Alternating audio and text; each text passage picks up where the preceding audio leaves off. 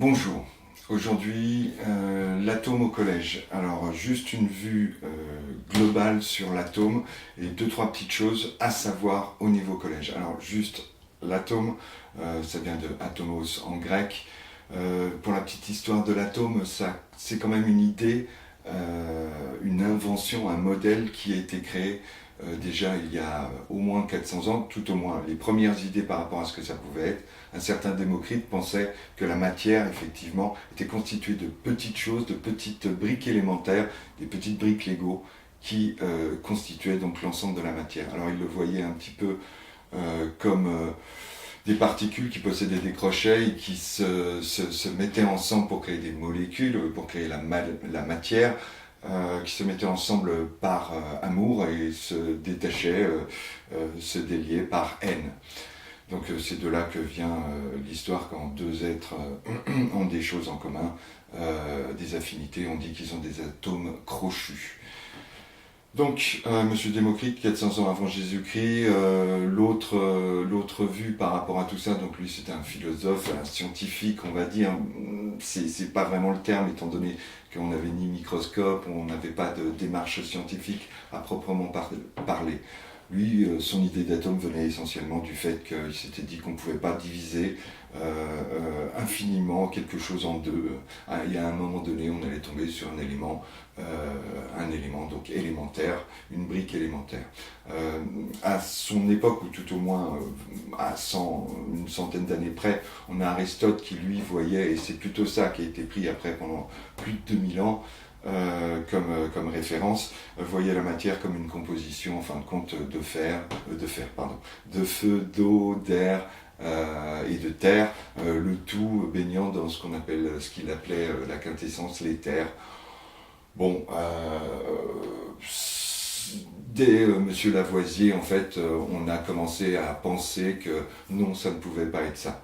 Pour ce qui est de l'éther, c'est quelque chose qui a été éliminé, en fait, du moins mis de côté dans les années 1900 avec Einstein, entre autres. Bon, il a été remplacé par ce qu'on appelle le vide. Bon, alors, depuis le vide, on ne sait plus trop ce que c'est. Peut-être matière noire, énergie noire.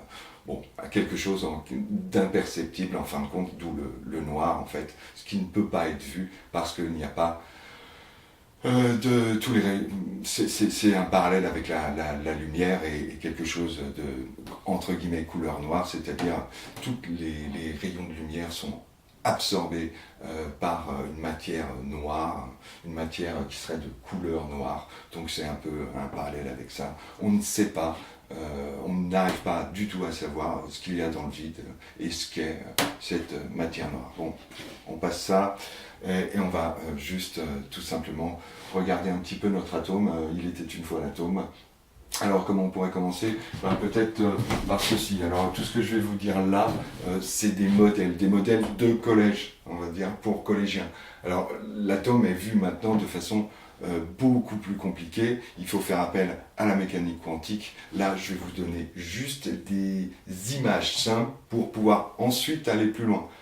Tout sera redéconstruit, on va dire, plus tard dans vos études, mais ça va peut-être vous aider un petit peu à visualiser ce qu'on ne peut pas voir. On est bien d'accord. Personne ne peut voir les atomes. On va donner peut-être effectivement des dimensions. Alors l'atome, c'est une particule élémentaire neutre. Logiquement, j'ai mis en début de cette vidéo une classification périodique. C'est de Mendeleïev, c'est Mendeleïev entre 1800 et 1900 qui l'a mise en place, on va dire. Elle est beaucoup plus étoffée maintenant, on a mis des couleurs, on a mis plein de choses.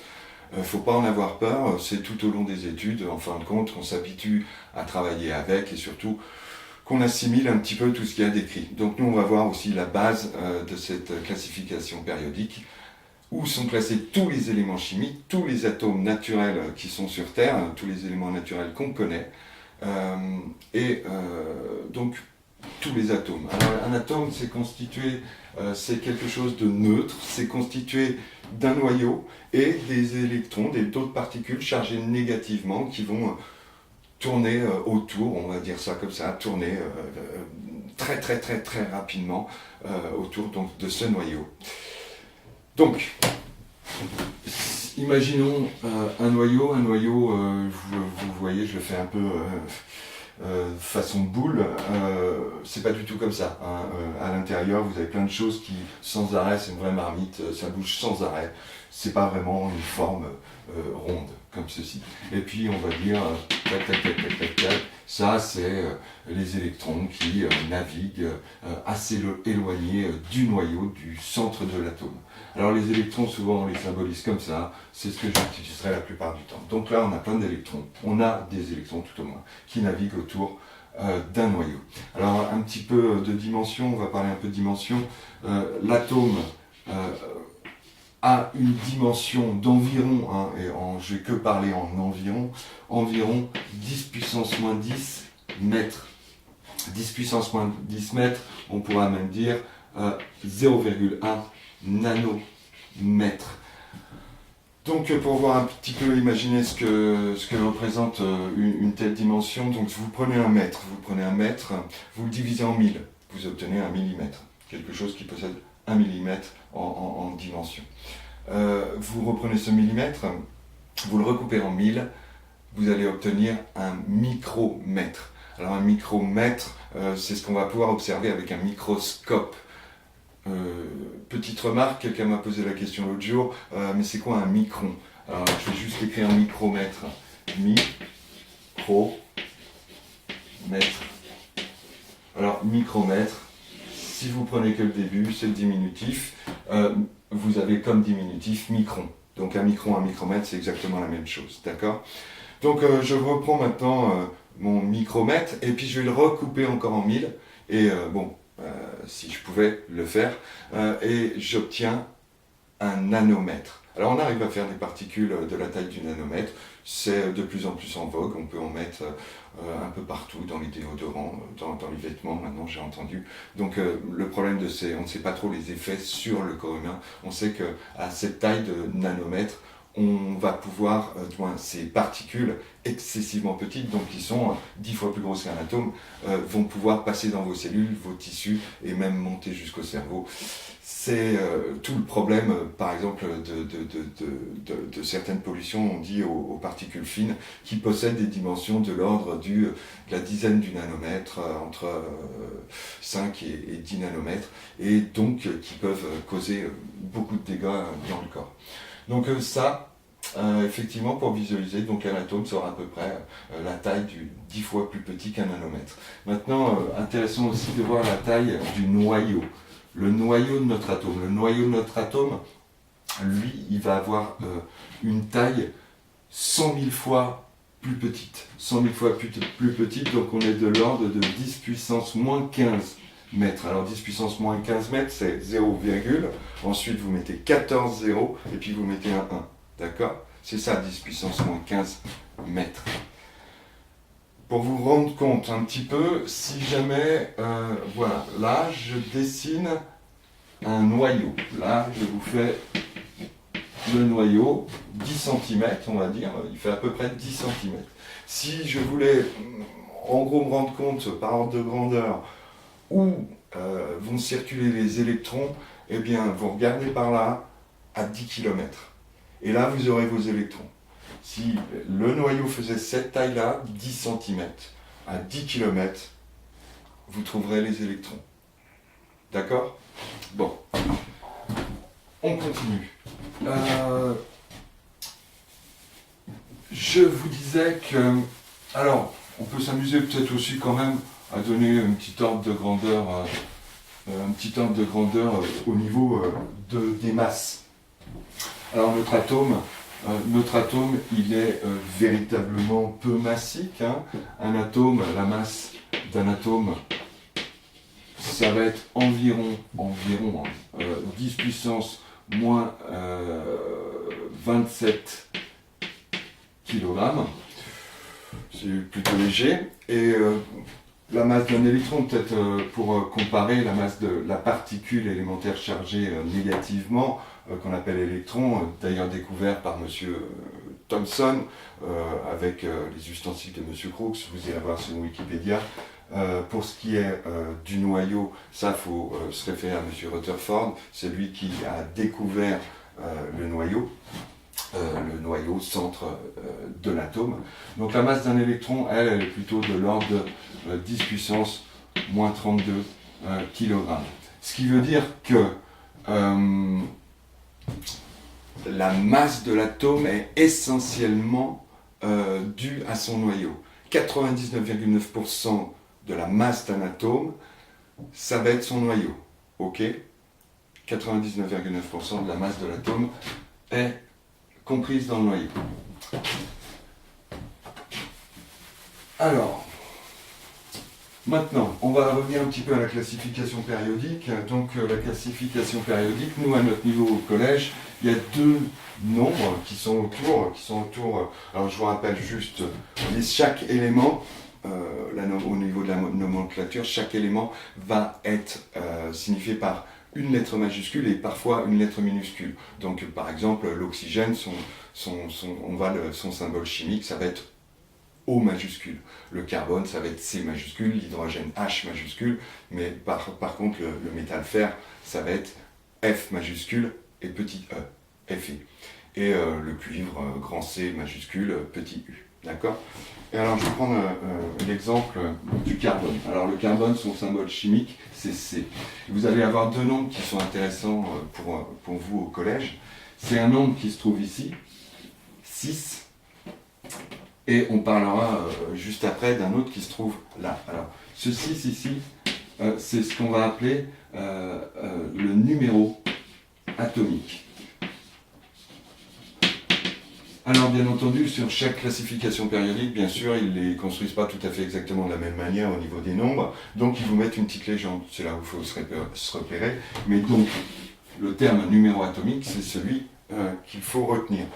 Ce numéro atomique, il va nous donner le nombre de protons que vous avez dans le noyau. Alors, je m'explique.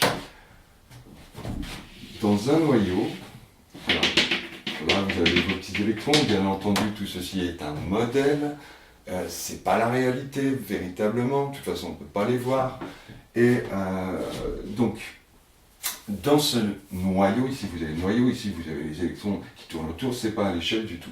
Dans ce noyau, vous allez avoir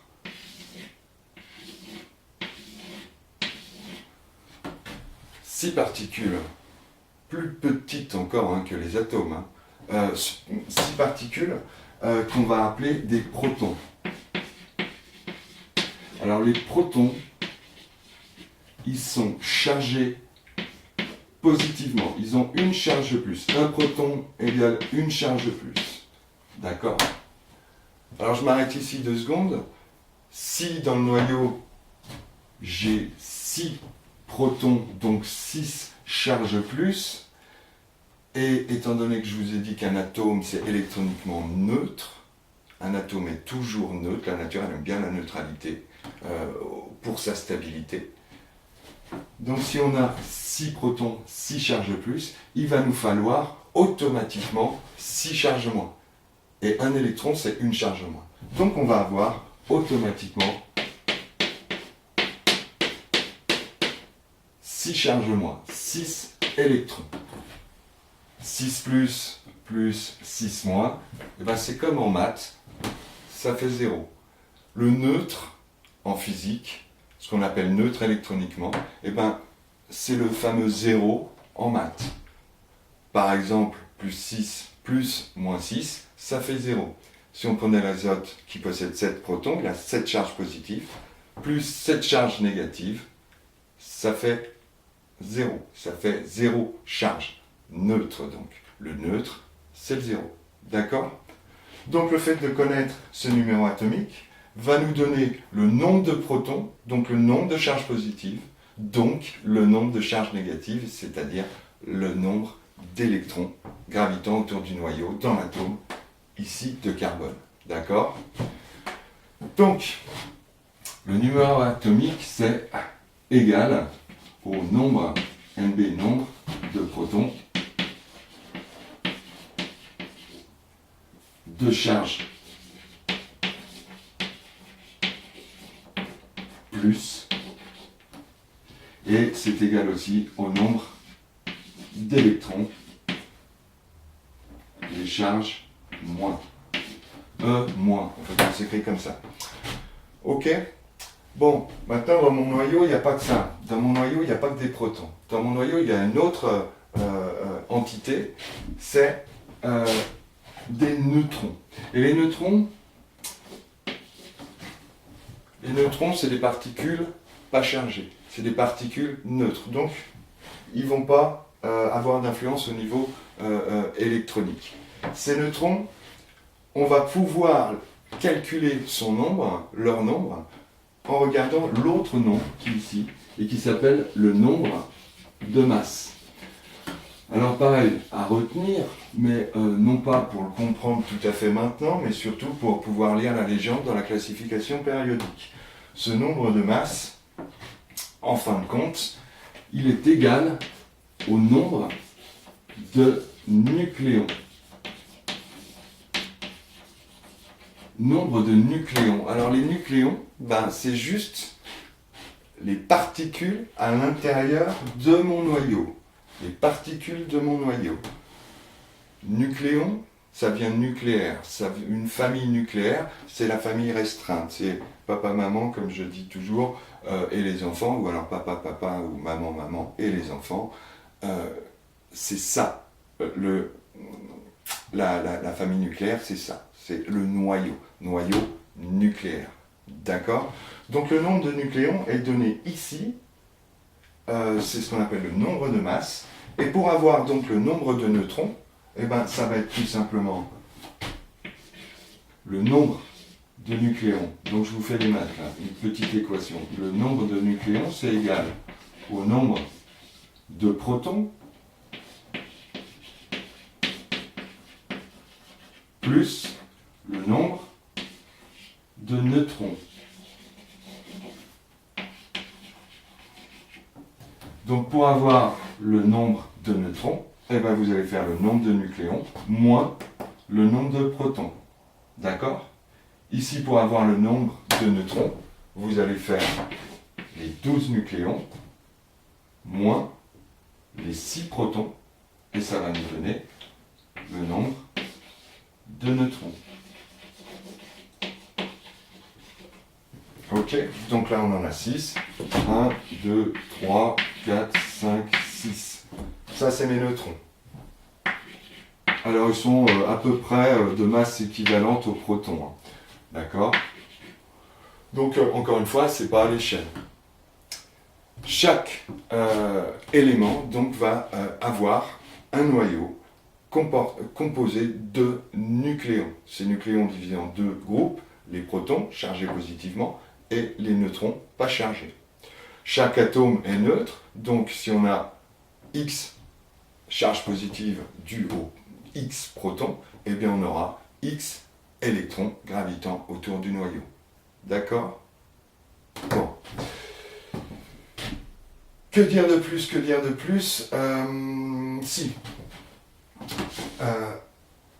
Quelque chose juste pour la suite, puisque la vidéo je vais l'arrêter là, mais on va parler molécules, puis ensuite parler d'ions. Alors, j'efface ça vite fait. Hop.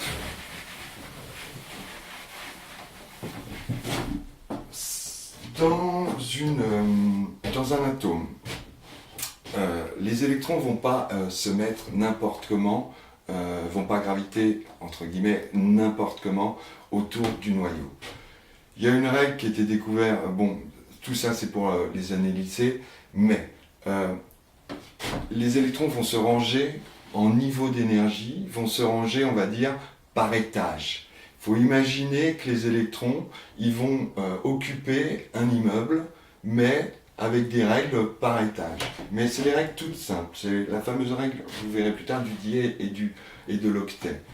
Si vous avez un noyau comme ceci, avec donc des protons et des neutrons, si par exemple pour le carbone, il va y avoir deux étages. Au premier étage, et pour tous les atomes, ça va être ceci, plusieurs niveaux, d'accord? Et on va classer nos électrons par niveau. Sur le premier étage, de toute façon, pour tous les atomes, on en a au maximum 2. Premier étage, maximum 2. Et ensuite, au niveau des autres étages, les électrons vont avoir maximum 8 au deuxième étage, maximum 8 au troisième étage, maximum 8 au quatrième étage. Et ce qui est intéressant à voir, c'est que l'atome va chercher, par un moyen ou un autre, à avoir soit 2 électrons au premier étage, soit 8 électrons au deuxième ou 8 électrons en périphérie, en dernier étage. Ils préfèrent être à 8, d'accord? Ils ne sont pas tout le temps à 8, mais ils préfèrent être à 8 sur leur dernier étage ou à 2 sur leur premier étage. D'accord? Alors il y a l'hydrogène, bien entendu, c'est le seul qui va avoir un proton. C'est qu'un proton, il n'a pas de neutron, un proton, un électron, une charge plus, une charge moins, et on va avoir donc cet électron tout seul à son étage. Et on va voir aussi que c'est pour ça qu'il se lie aux autres, parce qu'il va partager son électron avec un autre atome, qui lui-même va partager un électron avec lui, et ce sera comme s'il avait 2 électrons sur son premier étage. Donc, à voir dans la vidéo d'après, sur la molécule, une explication juste très rapide sur pourquoi les atomes se lient entre eux pour former des molécules. Merci et au boulot.